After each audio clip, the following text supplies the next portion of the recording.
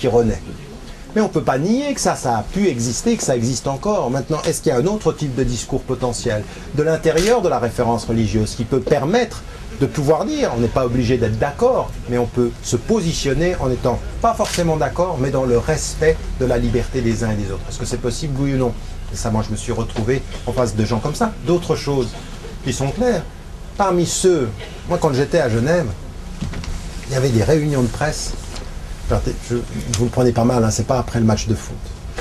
Mais il y avait des réunions de presse à l'ambassade d'Algérie, où les conseillers de l'ambassadeur d'Algérie étaient en train d'expliquer pourquoi mon discours était extrêmement dangereux pour l'Occident. Pourquoi? Parce que de là où j'étais, on pouvait être critique par rapport au fils, mais j'étais très critique par rapport au pouvoir, et le FLN, et la dictature de tous les pays d'Afrique du Nord. Et donc, vous avez des pouvoirs qui ont bien compris que quand nous délégitimons, nous, dans notre critique, eh bien, ça va permettre justement de...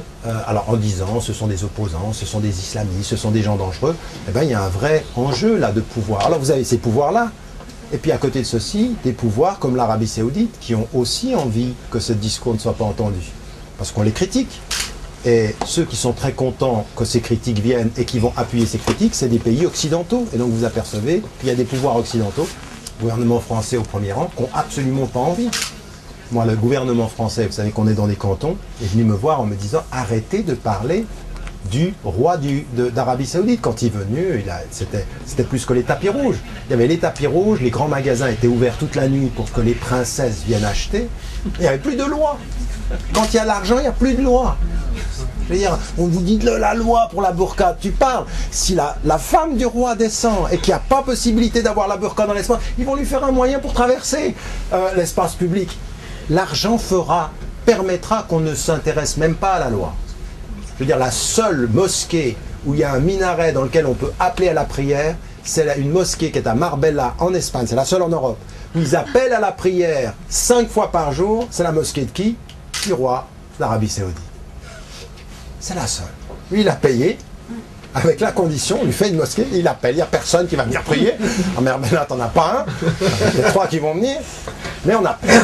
Vous voyez, on en est là. Je veux dire, les contradictions qu'on est en train de vivre. Donc ça crée des oppositions.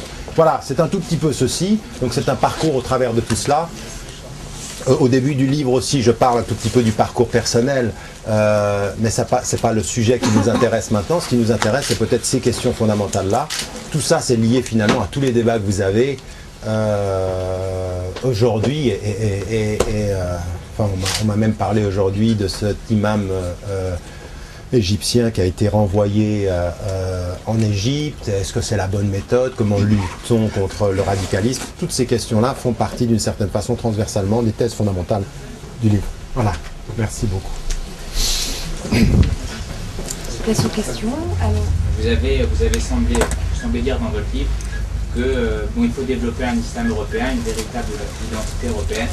Pour autant, j'ai essayé de lire avec attention votre livre, je n'ai pas trouvé une définition. Par exemple, vous employez souvent les termes de valeurs humanistes occidentales, vous employez les termes de, par exemple, vous opposez Occident et ça, en disant bien entendu que les concepts sont un peu fragiles et discutables, et pour autant, ils sont pas définis. Et moi, je pense que cette question d'identité européenne, c'est une question qui est un peu biaisée, en particulier lorsque, par exemple, vous faites un lien avec les savants musulmans de l'Antiquité, de l'âge d'or classique musulman, quand vous dites par exemple Ibn Hazm ou Averroès étaient aussi des Européens.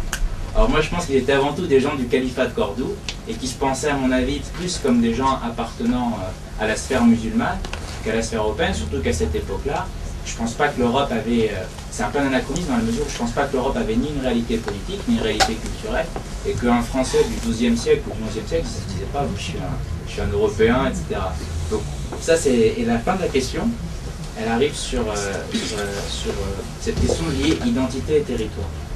Je vais vous donner un exemple très simple. Vous aimez bien Maurice, et moi aussi je suis allé à Maurice, donc c'était très sympa, mais le lien le plus rapide, je donne un exemple. Moi j'habite dans le sud de Paris, et je suis sorti de chez moi à 6h du matin.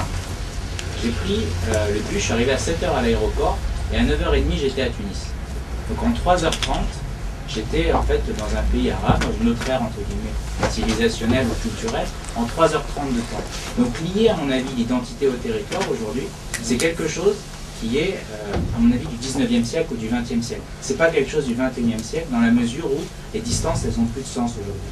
Aujourd'hui, vous pouvez faire, moi j'ai payé 200 € et en 3 heures de temps, j'étais à Fini, je parlais arabe et je mangeais des beignets frits frais le matin. C'est très agréable. Vous voyez ce que je veux dire? Donc, et vous étiez dans la même aire culturelle que le sud de Paris? Non, le sud de Paris, c'était plutôt dans le quartier chinois, donc c'est vraiment là. Vous n'êtes pas dans le quartier colonisé par les Tunisiens? Dans le sud de Paris, le quartier colonisé par les Tunisiens. Non, je plaisantais. Allez-y, terminez.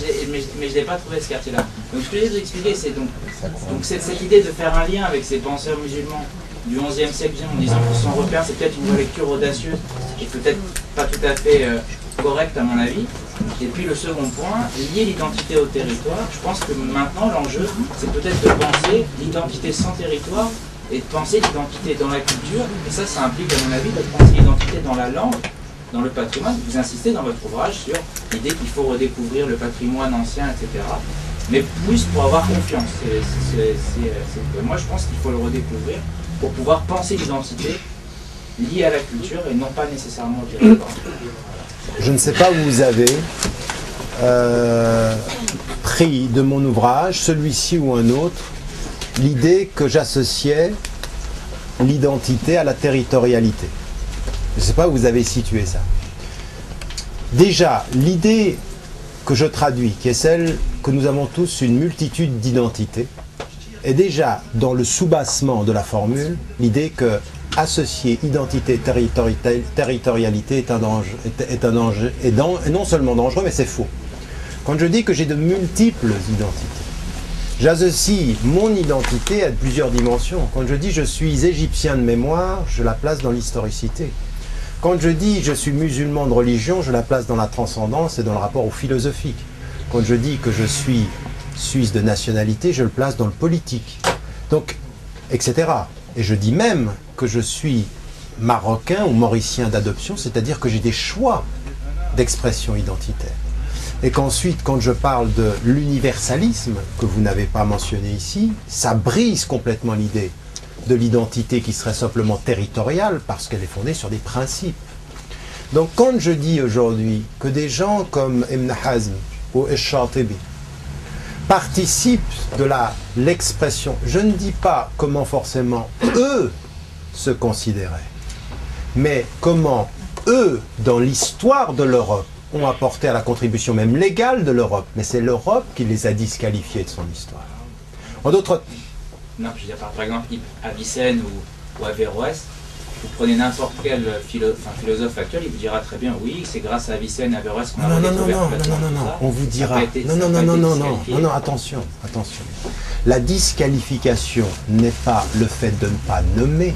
La disqualification, c'est la façon dont on nomme. C'est-à-dire qu'Avicenne comme Averroès sont considérés comme européens par le surplus rationaliste qu'ils portent à la pensée, à leur pensée et à la pensée considérée comme européenne. Or c'est faux. El Farabi qui parle de la cité, ou El Kindi qui sont avant, et même un homme dont vous ne retrouverez jamais, vous pouvez avoir une thèse de philosophie, vous n'entendrez pas que Descartes, promoteur du concept de doute si central à la question des Lumières, est en fait un homme qui a lu Abu Hamid el-Ghazali et qui a noté dans sa marge le fait que le doute de Munqaz min ad-Dalal donc c'est ça que je suis en train de dire. Ce que je suis en train de dire, c'est que ces penseurs-là ne sont pas des penseurs qui étaient en Europe, hors de l'Europe, mais qui étaient des penseurs en Europe et qui ont participé à la constitution de l'identité européenne. En d'autres termes, ce que je veux dire, c'est qu'ils ne participent pas à la territorialité, ils participent à la racine.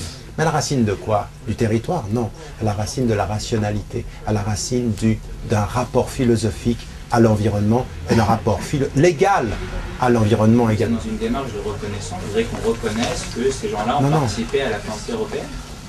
Non, je ne suis pas simplement dans une démarche de reconnaissance. Ce que je suis en train de dire, c'est que déjà ça me paraît important, parce que c'était là, ce que vous me citez, c'est un passage où je réponds au pape, en disant, quand il dit les racines européennes sont grecques et chrétiennes, je dis non, mais il faut arrêter avec ça. C'est une erreur scientifique et philosophique. Donc ça, c'était ma réponse, c'est pour ça que j'ai cité ça. Maintenant, dans la dimension de mon identité, je ne l'ai jamais située dans la territorialité. Quand je dis aujourd'hui